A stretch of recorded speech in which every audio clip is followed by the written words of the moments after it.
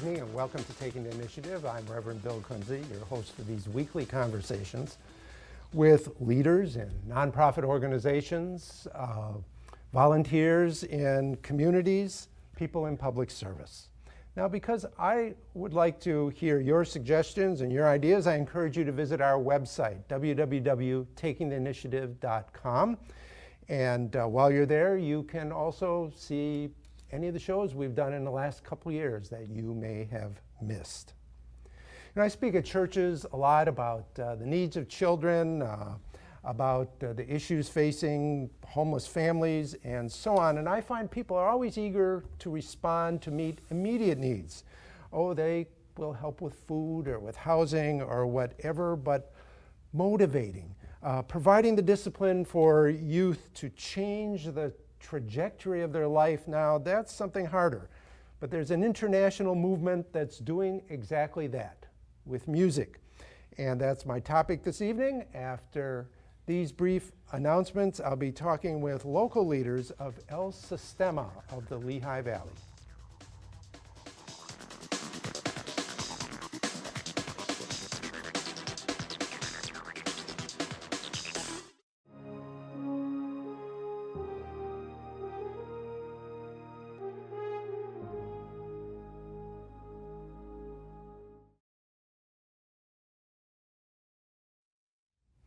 Welcome back. Stephen Liu is the program director of El Sistema Lehigh Valley. He plays classical double bass. Now as a freelance musician in southeastern Pennsylvania, he's taught at almost every level possible in many different places and performed with orchestras across the United States. I hear you're a real serious soccer player as well, and that you visited every continent except Antarctica. Yeah. Why not Antarctica? Because penguins don't listen to concerts. Ah, I see. Well, welcome to Taking the Initiative, Stephen. Thank you for having us. And Ivan Vanegas. Did I pronounce your last name right? No? Tell me now. Vanegas. Vanegas. And what grade are you in, Ivan? Third. Third grade at Roosevelt School? Yes. Is that right? Well, it's neat to talk with you here tonight. Now, I was really excited to hear that El Sistema was coming to the Lehigh Valley. My wife's a musician. I've worked with low-income kids all my life, but I found even musicians don't exactly know what it is. I wonder, Stephen, could you tell the story a little bit? Well, it's exciting to hear that you are excited about it because people have been talking about starting this project in the Lehigh Valley for the last 4 years, actually. And so it was really exciting to be offered an opportunity to help create a program here. And the program is completely about addressing social justice and change using music as a vehicle. And what that means is we know the arts has a lot to offer students regarding development of different skills that they use for their regular life. We learn about working with other people, we learn about expressing ourselves, we learn about how to work with other people, how do we master a skill, how do we become part of a community, how do we be good community members. And by using the model of a large ensemble musical group, from choir to orchestra, strings, they're able to develop these skills in a way that will ideally be constructing complete citizens by the time that they graduate from high school. But this is a worldwide movement. How did this happen? Well, it's very exciting. In 1975, the economist and musician Jose Antonio Abreu formed an idea of creating orchestras for exactly this purpose. Orchestras, and it has gradually grown into choirs and jazz bands and jazz other ensembles, folk orchestras, using every medium of music possible to engage with more of the population. And the main premise is you're able to address social needs, poverty, or any kind of physical or mental disability by engaging them in a healthy community. So they don't only extend their programming to children that can't afford the lessons, they extend it to children with physical disabilities as well. So they have programs where they're working with deaf and hard of hearing, autistic, children with Tourette's syndrome, absolutely everything, but they're engaging them in the larger community by teaching them instruments and how to play them with other people. And it grew from 11 people, historically speaking, in one parking lot, and it has grown to encompass over 400,000 children every year now, and it's graduated over 1 million different alumni. So it started from there, and because they've been operating for the last 37 years, they've been able to do research as to figure out whether or not this was truly effective. And the Interdevelopmental Banks of America measured 26 different indicators to figure out whether or not this program was really addressing social needs and poverty. And what they found was ultimately, over these 26 indicators, they found a benefit cost ratio of 1.68 for a social program. This isn't funded by arts and culture, it's funded by social services, and by the government, by private donors, and by foundations. And they spend over $80 million a year on the kids down there as an investment on combating poverty. So did you know all this before you got involved in it, Ivan? No, I Not didn't. really. I didn't think you had would have. No. How did you get involved in this, Stephen? Well, for the personal anecdote, I actually didn't want to go to college. And I got recruited for college and many music festivals when I was in high school when I changed to the bass. And I got recruited for college. After many arguments with my family about where I should go, I went to college, and I found out that I liked college a lot more than I would have liked the military. And music has just really provided an amazing opportunity to me to develop as an individual. But inside of what I've always wanted to do was something much more service-oriented for the larger community. And I didn't go to conservatory, I went to UC Irvine, and during my time there I was involved with a lot of community-based organizations, and I had to leave it behind to pursue a profession as a professional career as a musician. But when I started working for the Los Angeles Philharmonic as a teaching artist, and we got Gustavo Dudamel, a product of El Sistema, there was a huge push on creating an El Sistema inspired project in Los Angeles. And when I heard about that project, it really re-inspired me to use what I had trained for as a professional musician to serve the community. And it was a beautiful marriage between social activism and music, using it as a vehicle. So it was very exciting, and that ultimately led me to take the opportunity to participate in a fellowship at New England Conservatory, which was specifically oriented to training people on how to create and implement El Sistema-inspired programs. Now, Ivan, I want to ask you the same. I'm sure it's a little shorter story, though. How did you get involved in this? I was in an after-school program, and I looked in a window, and I saw Mr. Liu and all the kids. They were playing a violin, so I asked my mom and I begged her to get in this program, and she signed me up. And then I went in here and I started playing, and in a week I got better and better. Had you ever played any music instrument before? No, I didn't. So what instrument are you learning? Viola. Viola. Wow. And gee, do you have a favorite piece that you play?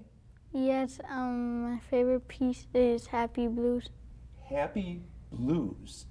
You know, I think I heard that Happy Blues is on a video that you brought with you. Did you? Yeah, we have a video. That's going to show while we're talking. What's the video about? Well, the video is from the culminating concert of the first year of the program. The children had only had their instruments after about 7 months, and they were able to have a concert at Allentown Symphony Hall because this is a program of the Allentown Symphony, which is very unique. It's one of 7 programs in the U.S. that are through a symphony right now. And one of the things being played is your favorite song, as I understand, right? Now, tell me, how often do you come to El Sistema to work on your learning the instrument? Every day in the week. Every day. And how's your schoolwork going? Good. It is. Do they help you with that too? Yes. How? But if we tell them we need help, and then they come over and tell us to do the math and all that stuff. Uh-huh. And so there's some college students that are helping you with this? Yes. And the college students are a partnership with? It's through our partnership with Allentown School District. So this program is really a partnership between the Allentown Symphony and the Allentown School District, but we've been able to receive support through the network of our partners to get tutors from DeSales University for last year, and this year we're looking at getting tutors from other schools to come and do homework help, but we've also been able to get support in other ways. I mean, the school district provides us with space, snacks, transportation, access to the tutors, and it's been a phenomenal partnership in addition to sharing even the resources. So we've had some really phenomenal results that have been shared with us through the partnership that we have. And I think we've got some pictures about the program that are going on now. I'm wondering, Ivan, boy, every day of the week, that's a big commitment. What are your plans? You're gonna keep coming like these girls we see that are playing here, or what do you hope to see happen? That I hope that I can be playing an instrument for my whole life. Yeah? As a professional, like Mr. Liu here? Or Yes. Really? That would be exciting. I can't wait to hear you perform someday. And what are you going to be learning now this next school year? I'm going to stick with the viola and keep learning songs that are hard and challenging. Now, you also are learning how to sing some things, aren't you? Yes. Yes. Is there a choral component to this? Absolutely. We have a general music and choir component in addition to the instrumental instruction. So the kids, in the 2 hours that we spend with the kids every day after school, they rotate between different groups of sectionals, orchestra, and into general music, so that they're learning notation, how to sing, because singing is a natural part of music. Humans were probably singing before there were violins being made. So do you like singing with other people, Ivan? Yes. Yeah?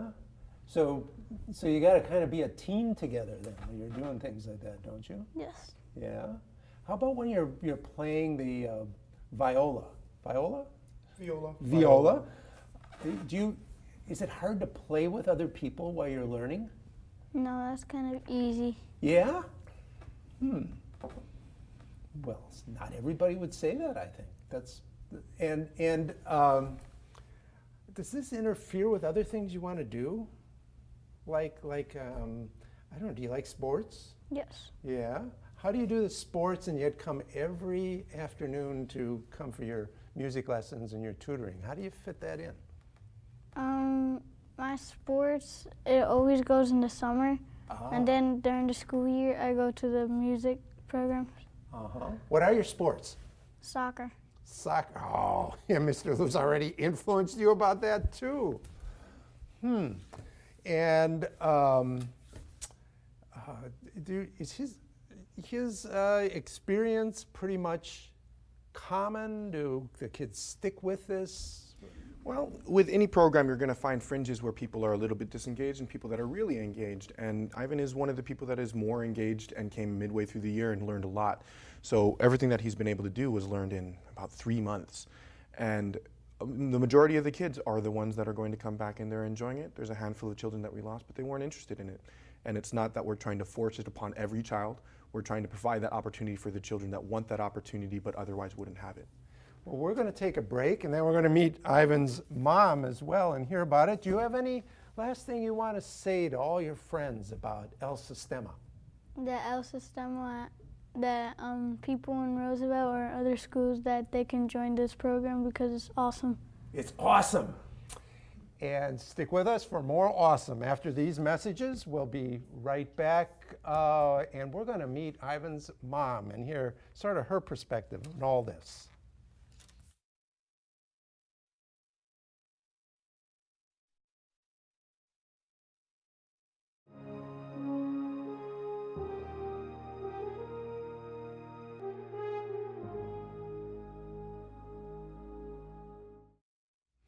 Welcome back. I'm Reverend Bill Kuntze, and this is Stephen Liu, the program director of El Sistema Lehigh Valley, and we have been joined by young Ivan's mother, Sonia Robles. And Sonia, it was fun to talk with your son, Ivan, there.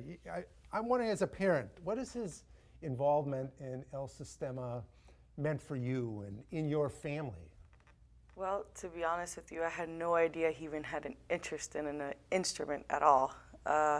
When I got a phone call from his coordinator at the school saying he was playing an imaginary violin or viola, they had asked me if I would mind if he joined the program, so I said, sure, why not? And sure enough, he enjoyed it, and not only did it help at home, helped his school educational-wise. He just excelled in almost everything. So, you know, you hear about these kids playing what they call an air guitar all the time. He was playing an air viola or something. Quite a young man there. And you've seen changes in his life because of it? Yeah, I have. Ever since he started the program, beginning of the school year, academics, I would say he was good, but he could have done better. And throughout the year, the end of the year marking period, he basically passed to the 4th grade with all 4s and all A's, and he didn't have that all year round. So what do you attribute this to? Is it the participation in the music and learning the discipline that comes with that? Is it the tutoring that they're getting from I there? would say it's a little bit of everything, because he's focused on a lot of different areas, and the attention to a certain thing that he likes, Yeah. it helps with his attention span all the way around. I would say that helps in many different areas, even at home with his siblings. What does he have? What do you have? Two brothers? I have three girls and a boy. He's my only boy, and my youngest being an autistic child, and he's very good with her. Happens to play his viola all the time he can with her. She absolutely loves it. Yeah. So, he can take the instrument home and practice at home. Yeah. Doesn't upset anybody else? All the other youngsters who want to watch their thing on television or whatever it is? We actually encourage him. We love to see him doing stuff that he loves to do. And you didn't have to you don't have to make him show up. I mean, you don't have, he's, yeah? Yeah, he loves it. Same thing with his soccer. He said, I told him, you want to do 2 things, and I never made him actually make a choice, and his soccer coach was definitely very understanding. He said, okay, music program, come here afterwards. I'm more than willing to go along with everything you decide. So do you take him there? How does he get there? Where the viola program, Yes. they provide transportation for me to and from school. Oh, wow. Is that through the school district? The school district arranges for transportation for all kids who attend Roosevelt. So about 20% of our program comes from other schools, and that means that their families have to work out a way to get back and forth from the schools. But for the kids at Roosevelt, they're able to get transportation, and we are hopefully, knock on wood, going to be able to get transportation for the kids who have matriculated into middle school to come back to the program as well. How many children are involved in it at this point? At Last least year- locally. Last year, we were working with about 60 kids in our region alone with our program and our site. We started the year with a little bit more, but some kids found it wasn't for them. Our goal this year is to expand to at least 80, possibly a little higher, but 80 will be about the cap. And nationally speaking, there's about 54 programs, and I believe the number is over 6,000 kids total involved. So we comprise literally 1%. So we have another video that are primarily those 60 kids that are involved are in this video. What are we seeing now? Well, the first video that we have is from Philadelphia, and that is a culminating project where about 7 different programs from the Mid-Atlantic came together, from Philadelphia, from Durham to Newport News, Virginia, to New York, to Baltimore. We all came together with about 500 kids to give one performance, and they did a performance of a song called Finlandia, which is a song about peace, essentially. And did Ivan get to perform in that too? I believe Ivan did. Yeah. He says yes. Yes. He's keeping his eye on you, right? While you're talking here. I wonder, Stephen, while you're talking, how does the program work? Who are the teachers? What's some of the mechanics involved if someone is thinking of this in another area? Well, the mechanics of this, and one of the things about after-school education, is about keeping the children engaged. We can't be looking at programming for children as, if we give them half an hour this week, it will be enough for the rest of their life. The impact is not going to be felt if we don't actually invest the time with them. So our program is different because we are there 10 hours a week. And by the end of the academic year and in the summer programming, it means we're adding well over 300 hours of instruction of after-school programming for these children. And mechanically, during those 10 hours, 2 of the hours are homework help. So it is a small portion of what we do, and it's only when we have the support coming in from the tutors. The rest of the time we're spending in some variety of music classes, and then during the summer when we have a little bit more flexibility with time, we're able to open it up to do exercise and playing around. And if you're looking at the photos here, these are pictures from our classrooms. This is with half the kids inside of the orchestra. And so some of the kids will be in orchestra, some of the kids will be in the choir learning general music. And we have some wonderful photos of students here teaching one another. So peer-to-peer is very, very much how this is oriented. It's different from the traditional way of teaching from a teacher to one student. This is about teaching the student and having the student teach other students. And here we have another beautiful photo from this past summer where the children played La Cucaracha in the park after a picnic that the parents arranged. And you can see music taped to chairs and people's backs, because that's what we use for music stands for the most part. And the very beginning of the year, we didn't have instruments at all. So when you see this photograph, it's half cardboard instrument that was built by the children and by the staff last year. And at the culminating performance, we were able to present them with real instruments after about 4 weeks. So with the cardboard instruments, they learned how to hold them, how to treat them. This photo has dowels as bows and the cardboard instruments. And then at the performance, after we were done with it all, which we do have a video for, but I wasn't able to get it here, they were presented the instruments by the founding sponsors, who were Linny and Beal Fowler, right here in the center photo, and then also a representative from Music and Arts, one of the largest retailers of instruments in the United States, and also a representative from Susquehanna Bank, who was a founding sponsor with a very generous donation of $25,000. So we've been able to get some support to make it happen. It's very exciting, but naturally, with the goal of the program being long-term outcomes, we are very much focused on how to make sure that we can sustain the support for this program and how we can grow with the children. It would be more horrific for us to only give children access to this for 1 year and then take it away, because many of the families would not be able to provide this for their children. And so by continuing to provide access to the opportunities that their children really want is critical for us to make that adjustment and to give them something that will give them a life-changing trajectory opportunity. So, did you ever think that Ivan would be getting music lessons like this? No, I did not. And because it would cost a lot of money otherwise, right? Yeah, that's correct. But gee, whoever thought the soccer player would want to be a musician anyway, right? Mm-hmm. That's true. So is your whole vision for your future for your son changing? Completely. Yeah? I don't know which direction he's going to take. He might do both. Who knows? Yeah. How exciting. Now you talk about, well, the program has been in the Lehigh Valley only a year or so. You already have been able to analyze some of the outcomes, some of the results. yes. It's been very, very exciting, and that was actually through United Way, who conducts research on all of their after-school programming. And we had some incredible results, but first and foremost, the school already had great results to begin with. The beginning of the year on their foresight testing, which is a 4-point scale between 1 and 4, 60% for reading and 80% of the kids at Roosevelt were testing at basic to below basic levels.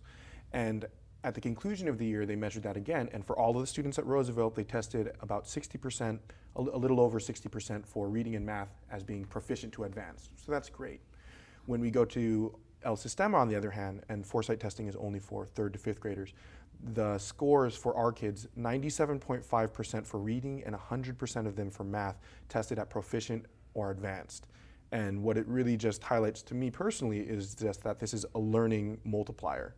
When the children are in Learn with Learning, they're learning how to learn something that is difficult. They learn how to learn other things that are applicable at learning something that's difficult to master and what it takes to master. And I say this frequently to the children in the program about NBA stars or any other sport. Can you make a basketball into the net? And the answer is absolutely yes. But can you do it 95% of the time? And the answer is maybe, maybe not. But that's why they get paid the big bucks. And if you're going to be good at something, you want to get to the point where you're not making it just 1%. You're making it 90% or higher. And you have seen this in the life of your son. Mm-hmm. And we sure hope that not only these immediate things that you have seen that have verified the statistics, but that the long-term transformation of his possibilities in life will go on. Well, thank you for your work, Stephen. And thank you, Sonia, for sharing a little bit. And be sure to thank your wonderful son for talking with us also. We want to thank you for joining us. Pay attention. Visit the website at the Allentown Symphony, at the Allentown Orchestra, and there you'll see more about El Sistema. And before my tongue gets tied up, good night.